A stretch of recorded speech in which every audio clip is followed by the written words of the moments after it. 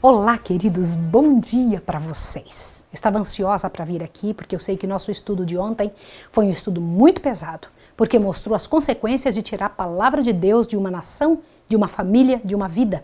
Porque não tem jeito, se não for Deus, não existe como alguém ter bons sentimentos. Compreende o que eu estou lhe dizendo? E o de hoje nós vamos estudar qual é o mais sagrado direito do homem, o capítulo 16 do livro O Grande Conflito. Não sem orar primeiro. Vamos orar?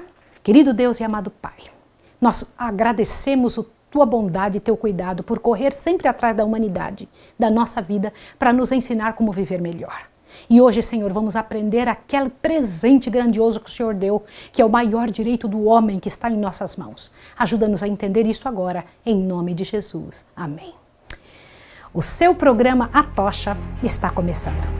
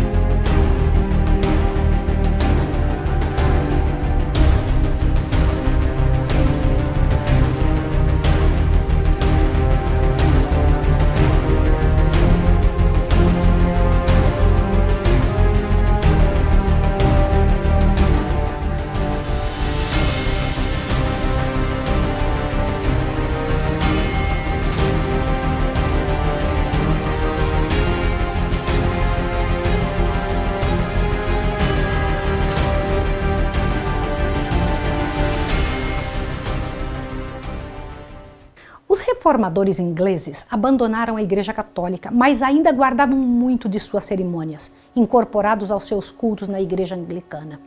Achavam que aquelas pequenas coisas não eram condenadas pela Bíblia e não constituíam ponto de salvação e seriam, portanto, um meio de atrair o povo católico para o culto protestante. Você já ouviu alguma coisa parecida como essa hoje na atualidade?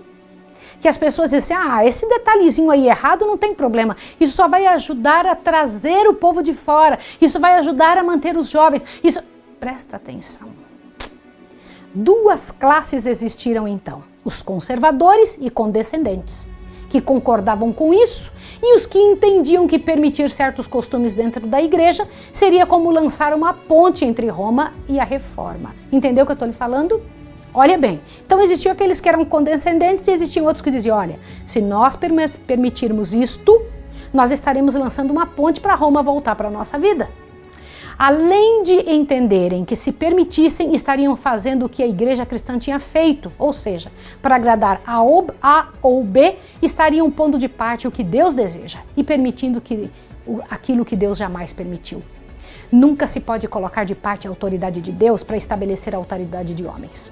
Roma começou por colocar o que Deus tinha proibido e acabou por proibir o que ele havia explicitamente ordenado. Muitos desejavam voltar à maneira simples da igreja primitiva e não conseguiam cultuar em meio à idolatria da igreja anglicana. Porque quando vai se permitindo um detalhezinho, daqui a pouco a igreja está cheia do que não presta. Mas a igreja era apoiada pela lei civil e era obrigado a ir aos cultos e proibia-se culto sem autorização direta do Estado sob pena de encarceramento, exílio e de morte. No início do século XVI, os que não estavam contentes se permitiam que saísse do país ou veriam coisa pior. Perseguidos e aprisionados, perceberam que precisariam sair da Inglaterra caso quisessem viver dias melhores.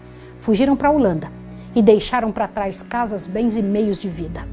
Eram estrangeiros e saíram com toda a força que podiam, mesmo não estando habilitados a fazerem o trabalho em uma nova cultura, habituaram-se a novas profissões e não perderam tempo em ociosidade e murmurações. Mesmo em pobreza, agradeciam a Deus as bênçãos e encontravam alegria na tranquila comunhão espiritual que estavam gozando agora. Sabiam que eram peregrinos e não olhavam muito para estas coisas, mas levantavam os olhos ao céu, seu mais caro país, e acalmavam o seu espírito. Mesmo em meio ao exílio e dificuldades, se sentiam como na presença visível de anjos. De repente começaram a olhar além do oceano e viram a oportunidade de legarem aos seus filhos uma terra de liberdade. Do que é que nós vamos começar a falar? Olhe bem o que você vai ver agora. Então, os cristãos que estavam na Europa, que eram perseguidos, que não podiam obedecer a Deus da forma correta, o que eles foram levados a fazer? Fugiram primeiro para a Holanda, né? Mas e depois? Para onde eles foram? Agora você vai aprender uma coisa tremenda. Observe o que aconteceu. Olhe bem.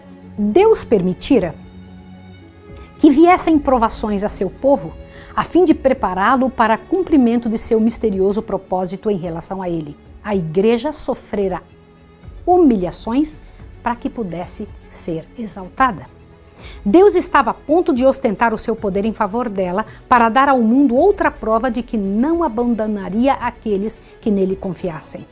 Dispusera os acontecimentos de maneira a fazer com que a ira de Satanás e as tramas de homens promovessem a sua glória e levassem seu povo a um lugar de esperança.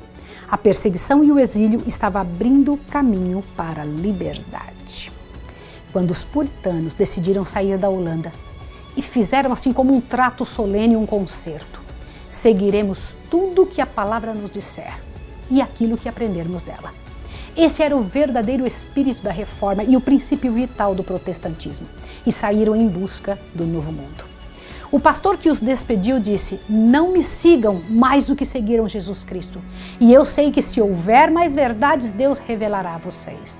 Somente não cometamos o mesmo erro de que temos cometido por muitos anos, de estacionarmos em nossos conhecimentos das coisas do Senhor, e sim irmos aprendendo mais e mais. Sabemos que muitos mesmo, que tenham sido luzes a brilhar, perderam um pouco do brilho por estacionar-se. Do que esse padre estava falando? De várias igrejas que tinham recebido a verdade, mas ficaram só naquilo. Luteranos têm que ver mais longe do que Lutero viu. Calvinistas, da mesma forma. E assim cremos que Jesus tem mais a nos mostrar através de sua palavra. Aí ele continuou dizendo: vejam bem em edificar texto com texto, observando se na palavra é mesmo assim. Não pode ser que, tendo nós ficado tanto tempo em trevas, venhamos agora a ficar parados sem conhecer alguma coisa mais. O que esse padre estava querendo fazer? Estava querendo dar ao mundo, aos seus compatriotas, às pessoas da reforma, a oportunidade de crescerem ainda mais. Não era para ficar somente com o que tinha sido ensinado a eles, era para cavar mais nas Escrituras.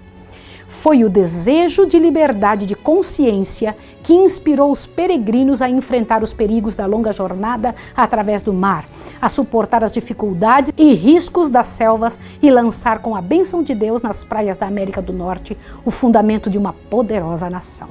Entretanto, sinceros e tementes a Deus como eram, os peregrinos não compreendiam ainda o grande princípio da liberdade religiosa. A liberdade por cuja obtenção tanto se haviam sacrificado, não estavam igualmente dispostos a conceder aos outros. Poucos, mesmo dentre os mais eminentes pensadores e moralistas do século XVII, tinham exata concepção do grandioso princípio emanado no Novo Testamento, que reconhece a Deus como único juiz da fé humana. Veja só, olha que coisa interessante. É natural do coração humano que eles não compreendam como é sério não obrigar ninguém a fazer do seu jeito. Em matéria de oração e de amor, não se deve obrigar ninguém, não se obriga ninguém a orar e nem a amar. Mas estes homens peregrinos que haviam saído da Europa para ir para um novo continente, passaram o oceano e fundaram os Estados Unidos, eles também não tinham entendido que o maior direito que um ser humano possui é a liberdade de escolher, de dizer com toda clareza o que é que ela quer seguir. Eles não podem ser obrigados como a Igreja Católica obrigava: se não me seguir eu te mato. Não podem ser obrigados como a Revolução Francesa fez: se você não concordar comigo eu te mato. Não é assim que a coisa funciona. As pessoas têm que ter liberdade para tomar suas próprias decisões. Isso não significa que elas estejam ajustando e aceitando a libertinagem. Libertinagem e liberdade são coisas diferentes.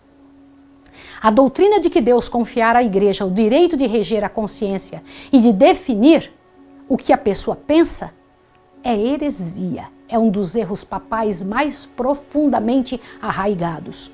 conquanto os reformadores rejeitassem o credo de Roma, não estavam inteiramente livres de seu espírito de intolerância. As densas trevas em que, através dos longos séculos de domínio, havia o papado envolvido a cristandade inteira, não tinham sido mesmo então completamente dissipadas.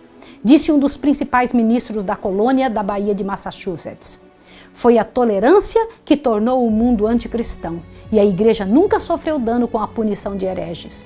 Que absurdo! Foi adotado pelos colonos o regulamento de que apenas membros da igreja poderiam ter voz ativa no governo civil. Formou-se uma espécie de estado eclesiástico, exigindo-se de que todo o povo que contribuísse para o sustento do clero, concedendo-se aos magistrados autorização para suprimir a heresia. Assim, o poder secular encontrava-se nas mãos da igreja. Não levou muito tempo para que estas medidas tivessem o resultado inevitável. Qual? A perseguição. Já pensou? Eles começaram a fazer o que Roma fazia. 11 anos depois do estabelecimento da primeira colônia, Roger Williams... Quem era Roger Williams? Você precisa começar a saber quem era ele. Você precisa entender. Olha esse rosto. Roger Williams veio ao Novo Mundo. Por que Novo Mundo? Novo Mundo era os Estados Unidos, né? Que hoje se conhece como Estados Unidos. Semelhantemente aos primeiros peregrinos, viera para gozar de liberdade religiosa, mas divergindo deles, viu o que tão poucos em seu tempo já havia visto, que esta liberdade é o direito inalienável de todos, seja qual for o credo professado. E era ele, fervoroso inquisitor da verdade, sustentando, juntamente com Robson, ser impossível que toda a luz da palavra de Deus já houvesse sido recebida. Roger Williams foi a primeira pessoa da cristandade moderna a estabelecer o governo civil sobre a doutrina da liberdade de consciência, de igualdade de opiniões perante a lei. O correto é restringir o crime, mas não a consciência, ele dizia. Pode-se prescrever o que se deve fazer de homem para com homem, mas jamais do que um homem deve fazer para com Deus. Isso é o correto. Ninguém mais deveria ser obrigado a ir ao culto ou denunciado ou culpado por não frequentá-lo. Roger Williams era respeitado como ministro de homens e de raros dons. Porém, suas leis eram demasiadamente livres para serem aceitas. Olhe bem, acabou sendo banido e teve que fugir para a floresta, e por 14 semanas se viu sem lar e sem comida, sendo amparado por tribos indígenas, ao ponto de chegar a um local que passou a ser chamado de Rhode Island, onde tornou-se refúgio dos oprimidos e cresceu e prosperou até chegar aos princípios básicos da liberdade civil e liberdade religiosa, que se tornaram as pedras angulares da República Americana. Espalhou-se a notícia de uma nação livre além do mar, onde todos teriam liberdade de consciência e estariam longe da opressão de Roma e dos que os imitavam. Massachusetts estendeu os cordiais boas-vindas aos que desceram do Plymouth, aquele grande navio que trazia os heróis que vinham do outro lugar querendo liberdade, e assim milhares se estabeleceram na Nova Inglaterra. Você entendeu por que existe um lugar nos Estados Unidos com o nome de Nova Inglaterra? Eu vou ler mais um pedacinho para você aqui do livro Grande Conflito, para você entender esta parte que estamos finalizando. Olha o que diz aqui. A fim de assegurar o objetivo que procuravam, contentavam-se com ganhar pequena subsistência por uma vida de frugalidade e labuta. Nada pediam do solo senão o razoável produto de seu próprio labor. Nenhuma visão dourada projetava falsa luz sobre seu caminho. Estavam contentes com o progresso vagaroso, mas firme de sua política social. Suportavam pacientemente as privações do sertão, regando a árvore da liberdade com lágrimas e com o suor do seu rosto, até deitar as profundas raízes na terra. A Escritura Sagrada era tida como fundamento da fé e a fonte da sabedoria e a carta da liberdade de todos os povos. Seus princípios, os princípios da Bíblia, eram diligentemente ensinados no lar, na escola e na igreja, e seus frutos se faziam manifestos na economia, na inteligência, na pureza e na temperança. Poderia alguém morar durante anos nas colônias dos puritanos e não ver um só bêbado, nem ouvir uma imprecação ou encontrar um só mendigo? Fantástico, né? Onde a Bíblia chega, é isso que acontece. Estava demonstrado que os princípios da Bíblia constituem a mais segura salvaguarda da grandeza nacional. As fracas e isoladas colônias desenvolveram-se em confederação de poderosos estados, e o mundo notava com admiração a paz e a prosperidade de uma igreja sem papa e de um estado sem rei. Tremendo, né? Mas como em todos os lugares, houveram alguns por motivos errados, né? Que alguns vieram para lá em motivos errados e em busca de lucros acabaram por trazer suas práticas destrutivas. Sempre é esse mesmo tipo de trabalho, eu vou te explicar como é. Quando Satanás vê que uma coisa está crescendo, que uma religião começa a trazer as verdades do evangelho para dentro dela mesma, o que acontece? Ele traz pessoas não convertidas para o meio dessa religião. Pelas ordens de que somente poderia subir ao cargo público uma pessoa que fosse envolvida com a fé, isso trouxe prejuízo à igreja, pois pessoas mal intencionadas se uniam à nova fé sem ter conhecimento do poder do Espírito de Deus e mesmo sem ter feito uma entrega ao Deus eterno. Assim se viu as mesmas desgraças que ocorreram por depender do poder civil para regimentar e colocar as bases da Igreja de Deus. O poder civil não deve determinar o poder religioso. Eu vou repetir o que eu estou dizendo a você. O poder civil não deve determinar o poder religioso. Jesus disse, meu reino não é deste mundo, disse Jesus, e isso deveria nos bastar. O grande princípio, tão nobremente advogado por Robson e Rogério Williams, de que a verdade é progressiva, de que os cristãos devem estar prontos para aceitar toda a luz que resplandecer da Santa Palavra de Deus, foi perdido de vista por seus descendentes. As igrejas protestantes da América do Norte, assim como as da Europa, tão altamente favorecidas pelo recebimento das bênçãos da Reforma, deixaram de prosseguir na senda que haviam traçado.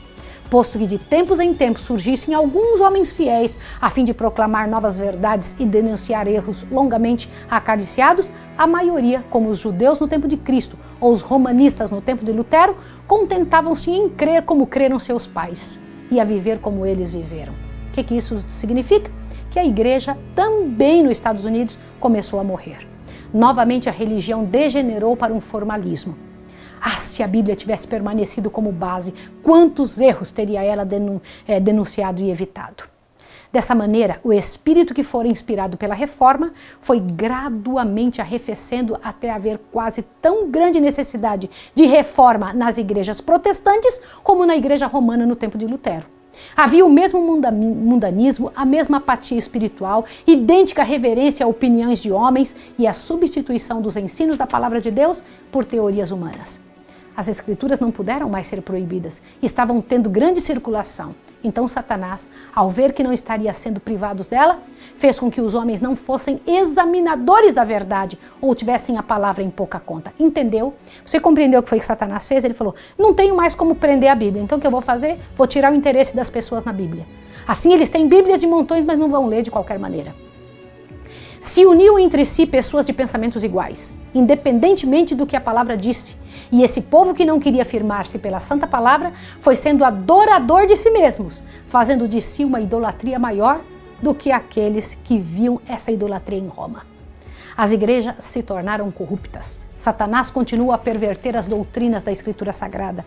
E tradições que deveria fazer a ruína de milhões estava a deitar profundas raízes na igreja reformada. A igreja mantinha e defendia essas tradições em vez de contender pela fé, uma vez que foi dada aos santos. E assim se degradaram os princípios, porque os reformadores tanto haviam realizado e sofrido. O que isso te mostra?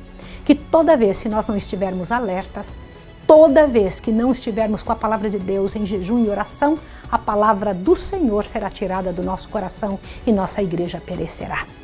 No nosso próximo estudo, nós vamos estudar uma coisa importantíssima. A esperança que produz alegria. Qual é essa? Olhe bem, a reforma tinha acontecido. Agora as igrejas reformadas precisavam de reforma. O que nosso Deus iria fazer? Eu vou orar com você agora. Santo Deus e amado Pai, nos abençoe por tua graça e tua misericórdia. Abençoa-nos grandemente, precisamos de Ti. Realiza a Tua obra em nossa vida, reorganiza nosso coração e não nos deixe cometer os erros que cometeram os nossos irmãos no passado. Em nome de Jesus. Amém. Deus abençoe você e até o próximo programa.